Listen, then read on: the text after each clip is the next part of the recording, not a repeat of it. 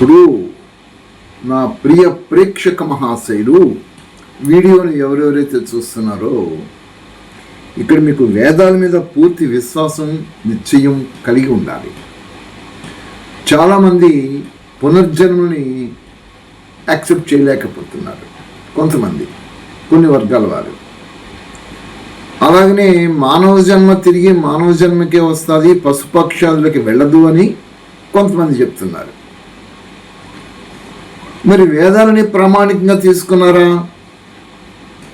ఎందుచేతంటే వేదము స్వతః ప్రమాణములవి, వేదములకు వేదమే ప్రమాణములు. వేదాన్ని ఇంకో దాంతో ప్రమాణంగా చెప్పాల్సిన పని లేదు. కారణం ఏమిటి? వేదములు ఈశ్వరీయములు కాబట్టి, వేదముల కర్త పరమాత్మ కాబట్టి వేదాలను యాక్సెప్ట్ చేయాలి. మరి మీరు ఇప్పుడు వేదాలను యాక్సెప్ట్ చేస్తున్నారా? వేదాలను మీరు యాక్సెప్ట్ చేస్తే ఇప్పుడు మేము చెప్పబోయేది మీరు వినాలి. సామవేదం 418. ఈ మంత్రం గుర్తుపెట్టుకోండి. మనకి 3 రకాల శరీరాలు ఉంటాయి. ఒకటి కర్మ శరీరం అంటారు, అంటే మానవ దేహము. రెండవది భోగ శరీరం అంటారు, అంటే పశుపక్షాదులు, క్రిమికీటకాదులు, జలచరాదులు, తిరియక్క ప్రాణులు, భూమి మీద సంచరించేటివి, జలచరాలలో సంచరించేటటువంటివి, అవి భోగ శరీరాలు.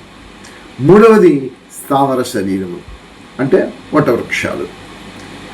మానవ శరీరాన్ని ధరించినటువంటి ఆత్మ ఒక నిర్దిష్టమైన ప్రమాణములతో తన లక్ష్యాన్ని చేరుకోవాలి. తన గమ్యం ఏమిటి, లక్ష్యం ఏమిటి, ఇక్కడ మీకు అవగాహన కలిగి ఉండాలి.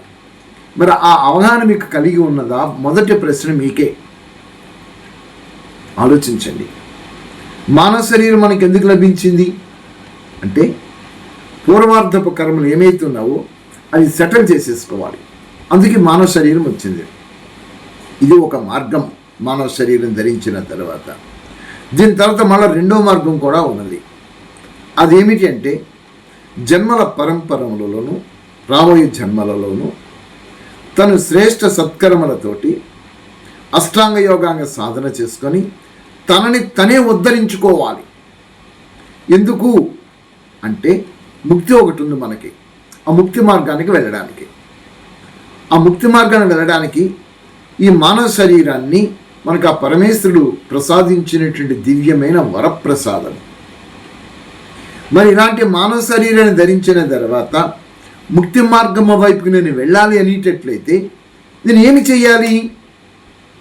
ఇప్పుడు ఈ పౌరాణికులు ఇప్పుడు జరుగుతున్న తంతు దైవం పేరుతోటి ఇదా నేను చేయాల్సినది అని మిమ్మల్ని మీరు ప్రశ్నించుకుంటే మీకు చాలా అర్థమైపోతూ ఉంటుంది.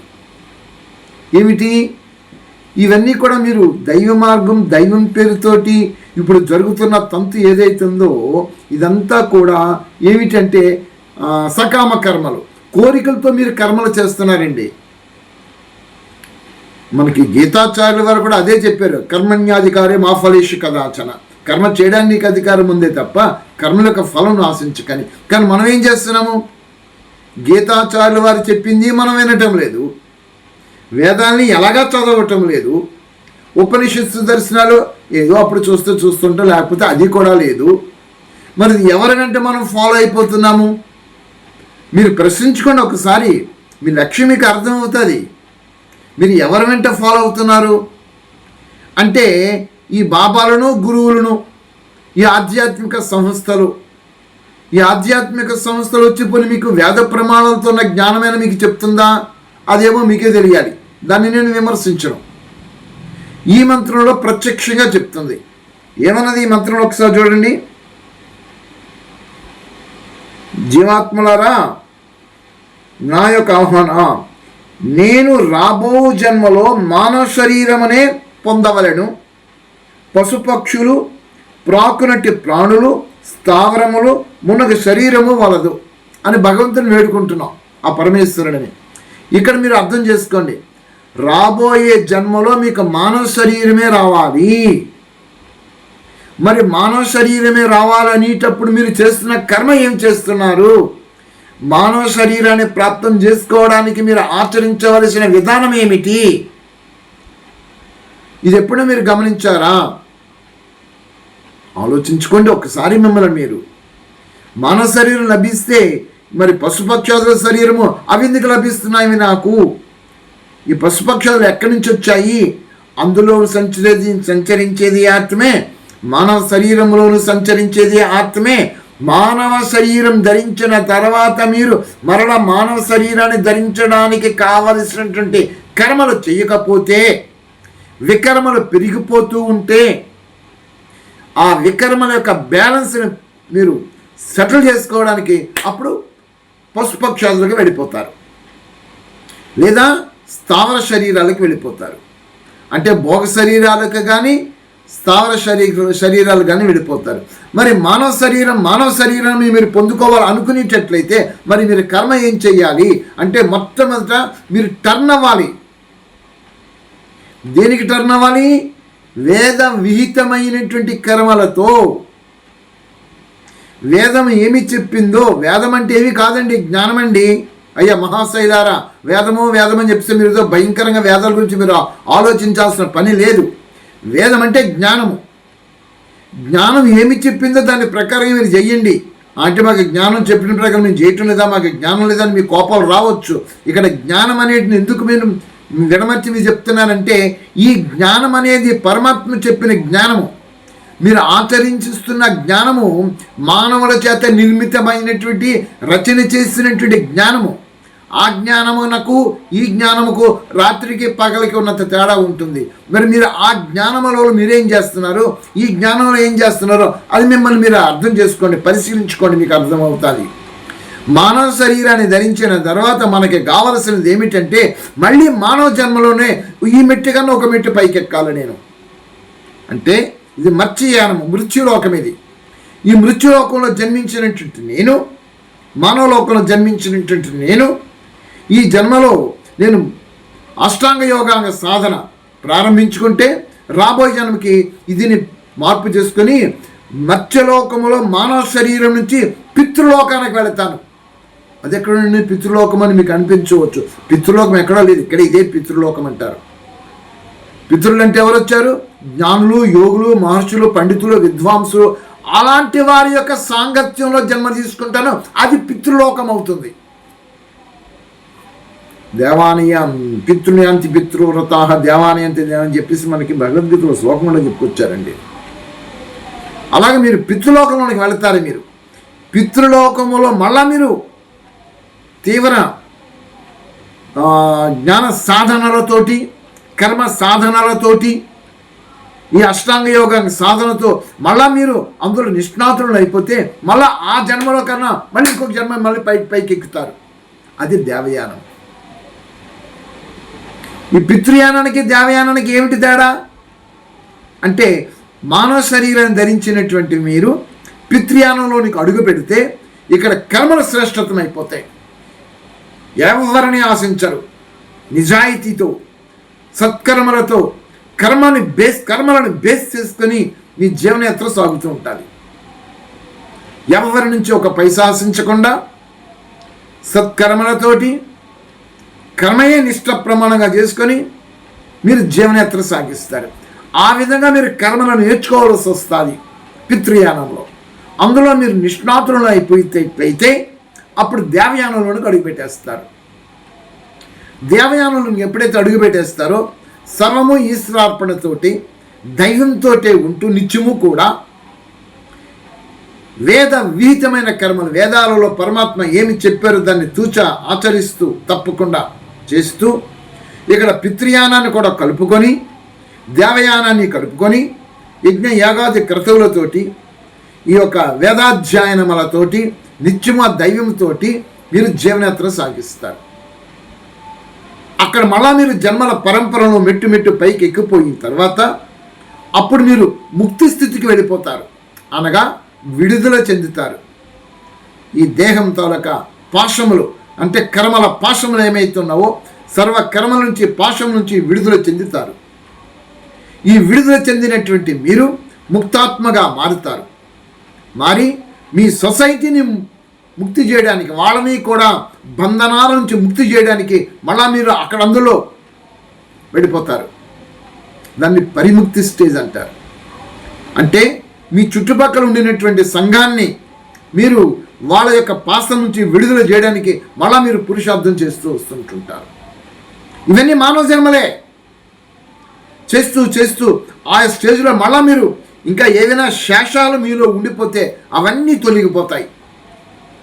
తొలగిపోయి మళ్ళా అప్పటి ఈ పరిముక్తి స్టేజ్లో మీరు పరిపక్వతని ప్రాప్తం చేసుకుంటే అప్పుడు అనంతమైన ద్యులోకములకు ముక్త స్థితిలోనికి ముక్తాత్మగా మీరు వెళతారు.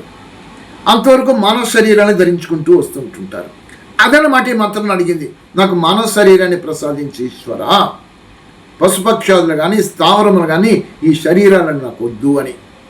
మరి ఇన్ని రకాల మీరు మెట్లు ఎక్కుతూ రావాలి ఆ పరాంతకాల ముక్తికి. అందుకోసము ఈ మానవ శరీరం మీకు కావాలి. ఈ మానవ శరీరానికి ఆ విధమైనటువంటి విధానములతో కూడినటువంటి వికసించినటువంటి కర్మేంద్రియములను జ్ఞానేంద్రియములను ఆ పరమేశ్వరుడు అనుగ్రహించి మనకి ప్రసాదించాడు. మరి ఇలాంటి జ్ఞానేంద్రియాలని ఈ కర్మేంద్రియాలని సూక్ష్మేంద్రియములైనటువంటి మనస్సు బుద్ధి చిత్తం ఇవన్నీ ఉన్నావు కదా, అహంకారము, వాటిని మీ స్వస్థితిలో అంటే మీరు స్వమాన స్థితిలో ఉండినట్లయితే అవి మీ ఎప్పుడు కూడా మీరు మీ కంట్రోల్లోనే మీరే ఉంటారు. అవి జడమలవి, అవి కంట్రోల్ మీరు పెట్టుకోవాల్సిన పని లేదు. మిమ్మల్ని మీరు కంట్రోల్ సంయమం చేసుకుంటే ఆటోమేటిక్గా మీరు కంట్రోల్ ఉన్నట్టు అయిపోతుంది. ఇవన్నీ మీరు సాధన చేసుకుంటూ ఒక్కొక్క మెట్టు పైకెక్కితే అప్పుడు ముక్త స్థితిని పొందుకుంటారు, పరంతకాల ముక్తికి అర్హతను పొందుకుంటారు. ఈ పరంపరమలలో మత్స్యయానం అంటే మానవలోకం నుంచి దేవయానము నుంచి మళ్ళా ముక్త స్థితి, ముక్త నుంచి పరిముక్త స్థితి, ఈ స్టేజ్లు మారుతూ ఒక్కొక్క జన్మ పైకి ఎక్కుతూ ముక్తాత్మగా తయారు కావడానికి ఈ లోపల కానీ మీరు పొరపాటున కానీ మళ్ళా ఏదైనా సరే ఈ ప్రకృతి యొక్క ఆకర్షణకు వశమయ్యి ప్రకృతిలో లింకప్ అయిపోతే మన కిందకు వచ్చేస్తారు. మనకి ఉంది కదా ఏమిటది, మన చిన్నప్పుడు ఆడించూడండి వైకుంఠపాళి ఉండేది. వైకుంఠపాళి మీకు అందరికీ తెలిసినే ఉంటుంది. ఈ కొత్త పిల్లలకు తెలియకపోతే ఏమో కానీ పాత వాళ్ళకి అందరికీ వైకుంఠపాళి తెలిసినాం. ఈ వైకుంఠపాలను ఇలాగ నిచ్చుని నిచ్చుని పాము ఇలా ఉంటూ ఉంటాయి. మీ ప్రయాణము ఆ పైకి ఎక్కాలి. ఈ మధ్యన నిచ్చులు ఉంటాయి అప్లిఫ్ట్ చేయడానికి మీరు శ్రేష్ఠ కర్మల ద్వారా. ఆ పక్కన పాము ఉంటుంది, పిచ్చి కర్మ చేస్తే మనం టపక్కడికి దిగిపోతాం, మళ్ళీ కిందకి వచ్చేస్తాం, మళ్ళీ మర్చిలోకానికి వచ్చేస్తాం. కర్మల బ్యాలెన్స్ తప్పిపోతే భోగ శరీరంలోకి వెళ్ళిపోతాం, స్థావర శరీరంలోకి వెళ్ళిపోతాం.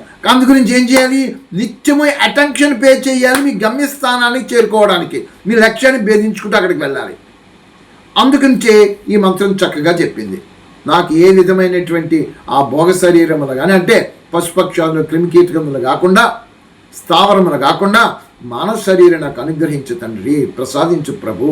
ఈ శరీరం రథం అనేటండి శరీరములో ఆత్మ రథికుడై ఈ దేహాన్ని నడిపించుకుంటున్నాడు. మనం మీకు ఒకసారి చెప్పాను, ఈ దేహం అనే రథానికి మనకి సైన్యాధిపతులు, మంత్రి ఇవన్నీ ఉన్నవి.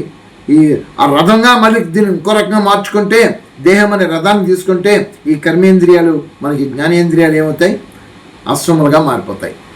దేహం రథమైతే ఈ కర్మేంద్రియాలు గుర్రాలుగా అయిపోయినాయి. ఈ మనస్సు అనేటువంటిది అక్కడ కళ్ళిమైపోయింది.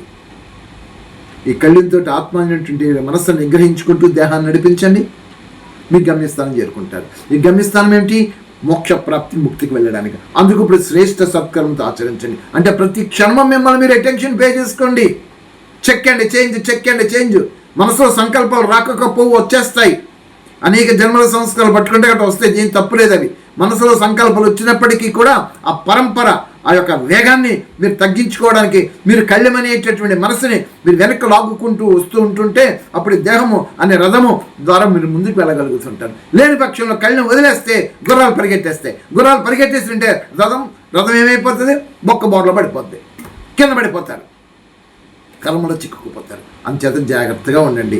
మానవ శరీరం మనకు లభించింది కాబట్టి శ్రేష్ఠ సత్కర్మ చేసుకుంటూ మళ్ళీ జన్మలోను మళ్ళీ మానవ శరీరాన్ని ధరించుకొని మనం ఆ యొక్క ఉన్నత గతిని ప్రాప్తం చేసుకుందాం. అందుకు సర్వదా ఆ పరమేశ్వరునికి కృతజ్ఞతాపూర్వకంగా ప్రార్థిస్తూ స్తుతిస్తూ మనం జీవనయాత్ర సాగిద్దాం. ఇక పోతే రెండవది శిల్పరథములు అవన్నీ కూడా చెప్పుకుంటూ వచ్చినవి. అదండి ఈ మంత్రం యొక్క విశేషత. ఓం